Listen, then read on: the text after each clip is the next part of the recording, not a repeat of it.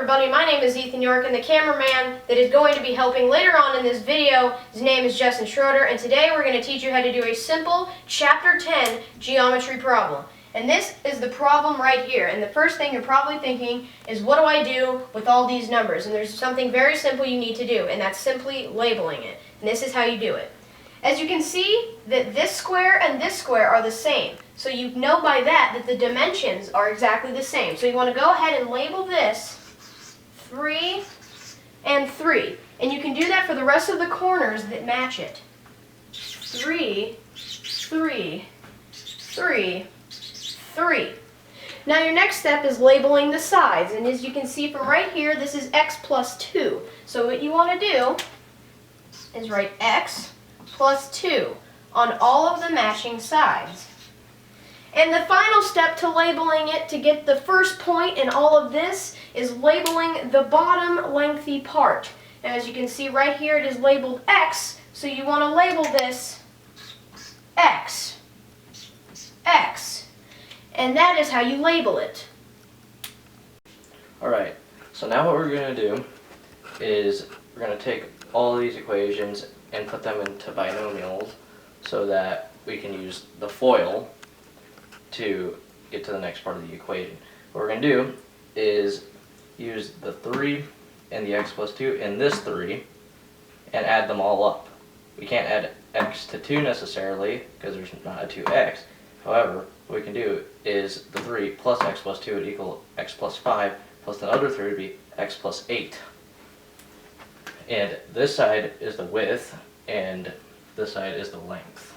So we begin with, this is a terrible W, but width is x plus 8, and the length is, well, what we do is we also do the same thing that we did for the width, and we do the same thing. We add the 3 to the x, would be x plus 3, and add the other 3, which make it x plus 6.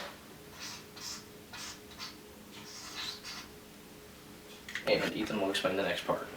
So you're probably thinking to yourself right now, what do you do once I got the width and the length of the big rectangle? Well, you can either do it FOIL, which I think is a bit complicated, or you can do it the way Miss Marley taught us and do box method. And I'll show you how to do box method. What you want to do is you want to make this box with 4 equal squares in the middle. What you want to do, you want to put the length or the width at the top, it doesn't matter, and then you want to put the other equation on the left side so it would look like this. And what you want to do then is multiply diagonally. X times x is x to the second. X times 6 is 6x. Now you want to move over to the other side. 8 times x is 8x. 6 times 8 is 48. So now once you have all of this, what do you do now? It's a matter of combining like terms, people. Very simple. X to the second has the largest exponent, so you put that in the front. Then you combine 6x and 8x to make 14x. Stay with me now. I know I'm going a bit fast. And then the only number you have left is 48. But you're probably thinking to yourself right now, where'd you get this 288 from? Well, let me tell you. Up in the corner, you have 288 as the area. So what you want to do is set it equal, this entire equation equal to 288. But wait, you're not out of the woods yet. Oh no! You have one more step to do before you're even close to being done with this problem. You want to move 288 over to this side and subtract it from 48. So what you want to do is x to the second plus 14x, then you run into the problem. You want to move a negative 200, you want to subtract negative 288 to both sides. And let's do a little bit of subtraction here.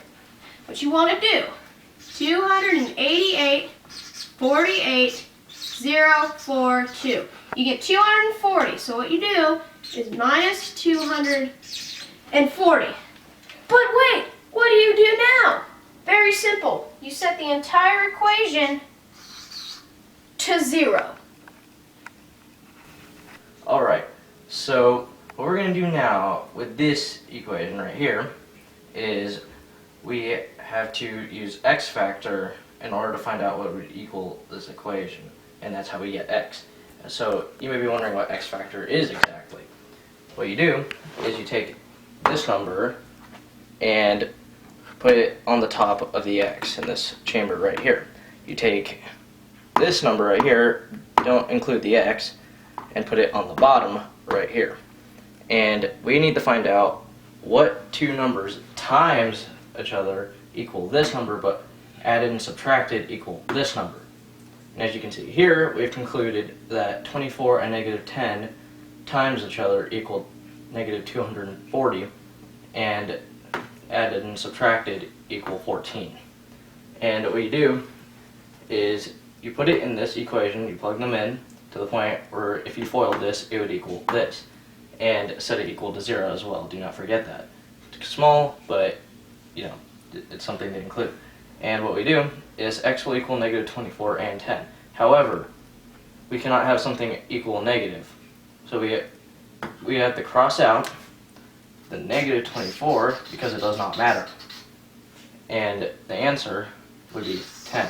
But we're not done with the entire problem yet, because that we just found x. X equals 10, and that is it. And now we're going to have to do the rest of the problem just using this and plugging it in to the rest of the equations. Now you're a couple steps away from finishing this problem. What you want to do is plug in the x to the width and the length. 10 plus 8, 18. Now you have found your width. Now what you want to do is plug the x into the length. 10 plus 6, 16. Now you've got that done, but you're not done yet. You have one big thing to do. What you want to do is on this rectangle right here, you want to find the area. And how do you do that? You find the length and the width, and once you find that, you put them together. So you take the x, which is 10, and plug it into this, which means that the width for this one would be 12, and that the length would be 10. Now what you want to do is put both of these in parentheses, because everybody knows that to get the area, it's length times width. So, 10 times 12, what is that? Give me a second. It's 120. So, you have now found that the area of the inner rectangle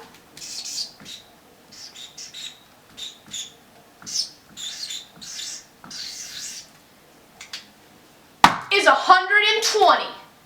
Thank you for watching our tutorial on how to do this geometry problem. My name is Yorke, my partner was Schroeder, and I will see you guys some other time.